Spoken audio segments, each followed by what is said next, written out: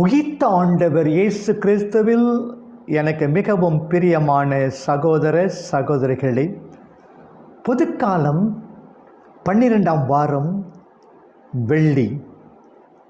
முதல் வாசகம் 2 அரசர் இறைவாக்கியங்கள் 25 1 முதல் 12 முடிய. கிமு 597ஆம் ஆண்டு நேபுகத்நேசர் முதன்முறையாக எருசலேம் மீது படையெடுத்து யோயாக்கீமை சிறைபிடித்து செதேக்கியாவை பெயரளவில் அரசனாக நியமித்தான். சில ஆண்டுகளுக்கு பின்னர் மீண்டும் படையெடுத்து புதிய அரசனையும் கொன்ற நிகழ்ச்சியே இன்றைய வாசகம். எருசலேம் நகரின் அழிவு. செதேக்கியாவின் ஆட்சியில் வாழ்ந்த எரேமியா பாபிலோனிய அரசனுக்கு அடங்கி இருக்கும்படி இவர் அரசனுக்கு அறிவுரை கூறினார். அவனோ பாபிலோனிய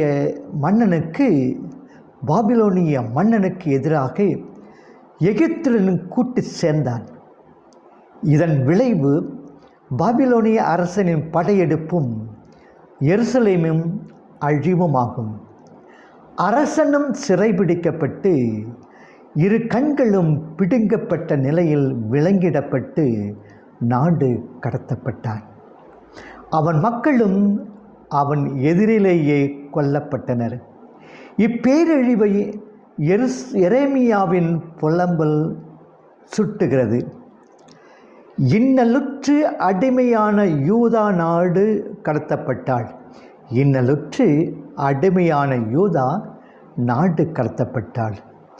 வேற்றினத்தாருடன் தங்கியிருக்கும் அவள் அமைதி பெறவில்லை. துரத்தி வந்தோர் இடுக்குகளிடையே அவளை வளைத்து பிடித்தனர்.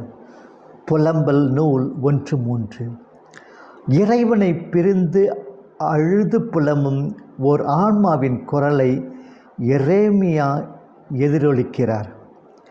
ஆண்டவரே, எங்களுக்கு நேரிட்டதை நினைந்தருளும். எங்கள் உரிமை சொத்து அந்நியர் கைவசமாயிற்று. நாங்கள் தந்தையற்ற அநாதைகள் போல் ஆனோம். எங்கள் அன்னையர் கைம்பெண்டின் ஆயினர். எங்கள் இதயத்தின் மகிழ்ச்சி ஒழிந்தது. எங்கள் நடனம் புலம்பலாக மாறியது. நாங்கள் பாவம் செய்தோம், எங்களுக்கு ஐயோ கேடு. ஆண்டவரே, தொடர்ந்து எங்களை மறந்தது ஏன்? இத்துணை காலமாய் எங்களை கைவிட்டது ஏன்? ஆண்டவரே, எம்மை உம்பால் திருப்பியருளும். நாங்கள் உம்மிடம் திரும்புவோம். முற்காலத்தே இருந்தது போலவே எம் நாட்களை புதுப்பித்தருளும். புலம்பலாகும் 5. நமது நெருக்கடியில் இதுவே நமது ஜெபமாக வேண்டும்.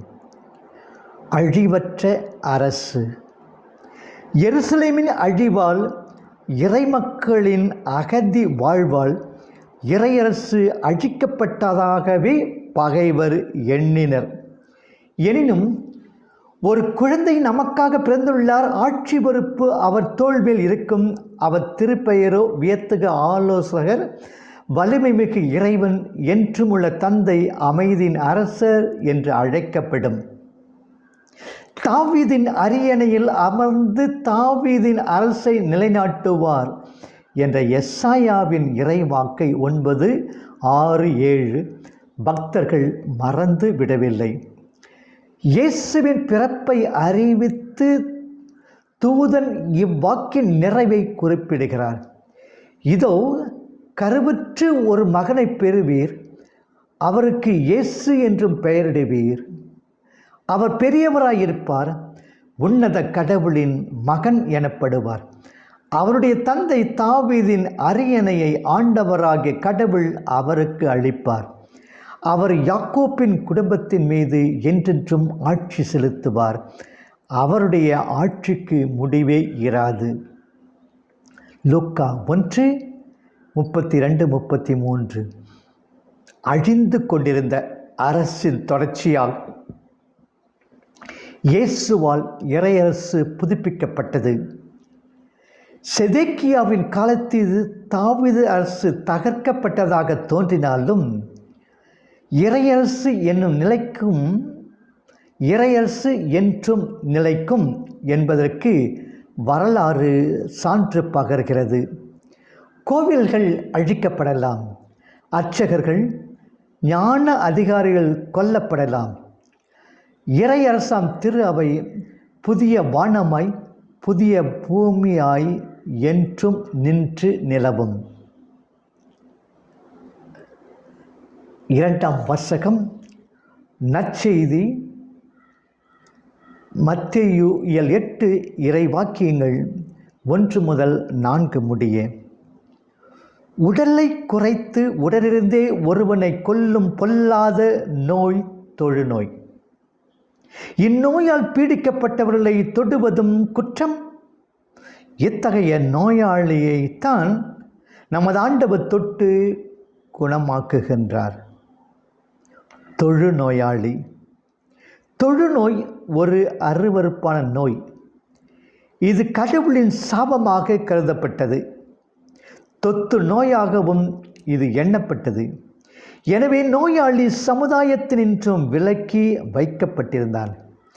அவன் செல்லும் இடமெல்லாம் தீட்டு தீட்டு என்று கத்த வேண்டும், பாளையத்திற்கு வெளியே வாழ வேண்டும். லேவியர் 13:45-46.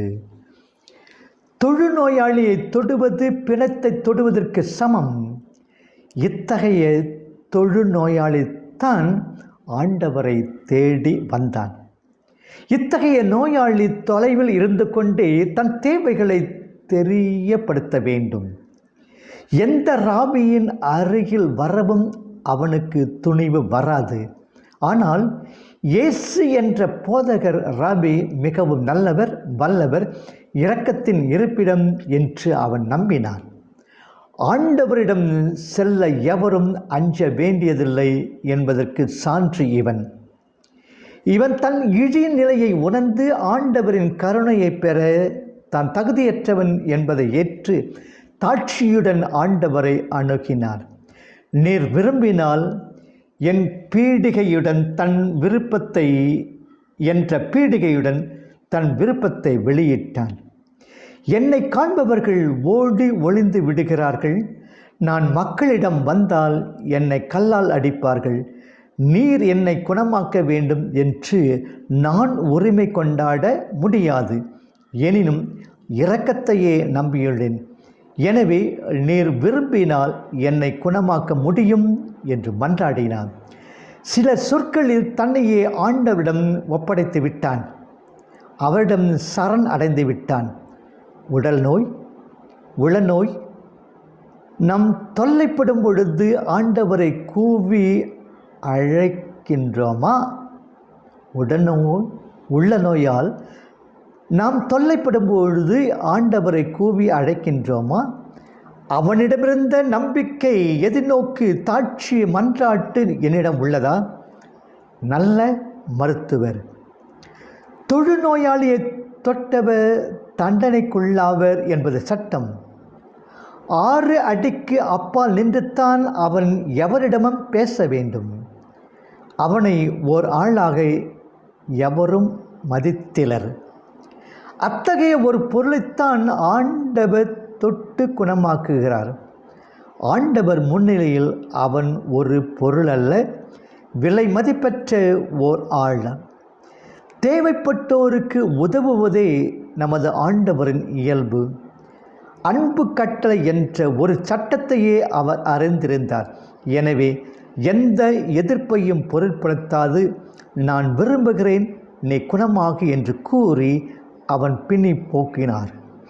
பிணியுற்றவர்க்கே மருத்துவ தேவை என்று கூறிய மருத்துவராம் இயேசு தானே மருந்தாகி தொழுநோயாளியை குணப்படுத்தினார். இயேசுவின் கடைக்கண் பார்வை நம்மீது பட்டாலே போதும். அவர் தொட்டாலே, அவரது ஆடையின் விளிம்பு நம்மேல் பட்டாலே போதும், நம் உடல் உள்ள நோய்கள் எல்லாம் பறந்துவிடும். நமது உள்ளத்தையும் உடலையும் அவர் தொடும்படி ஜெபிப்போமா? சட்டங்களை அழிக்கவில்லை. குணமான நோயாளி கோவிலுக்கு சென்று குருவிடம் காட்டி குணமானதற்கு சான்றிதழ் பெற்று காணிக்கை செலுத்த வேண்டும் என்பது மோசே சட்டம். லேவியர் 14. அற்புதமாக குணமடைந்த இவனும் அச்சட்டத்திற்கு கட்டுப்பட வேண்டும் என்று பணிக்கின்றார் இயேசு. தொழுநோயாளியை குணமடை செய்து மெஸ்ஸியாவின் செயல்களில் ஒன்றென மக்கள் அறிந்திருந்தனர். தொழுநோயாளியை குணமடைய செய்வது மெஸ்ஸியாவின் செயல்களில் ஒன்றென மக்கள் அறிந்திருந்தனர். ஆனால் தான் மெஸ்ஸியா என்பதை வெளிப்படுத்தும் காலத்திற்காக காத்திருந்தார். எனவே தான் குணமாக்கப்பட்டதை எவரிடமும் சொல்ல வேண்டாம் அவனை கேட்டுக்கொண்டார். ஆனால் தன்னை குணப்படுத்தியவரின் புகழ்பாடாது அவனால் இருக்க முடியவில்லை. அவரது செயலை விளம்பரப்படுத்தினான். நன்றி மறப்பது நன்றன்று என்பதை நன்கு அறிந்திருந்தான். எத்துணை நன்மைகளை நான் இறைவனிடம் பெற்றுள்ளேன், நன்றி கூறுகிறேனா? இறைவன் நம்மை நிறைவாக ஆசீர்வதிப்பாராக. ஆமென்.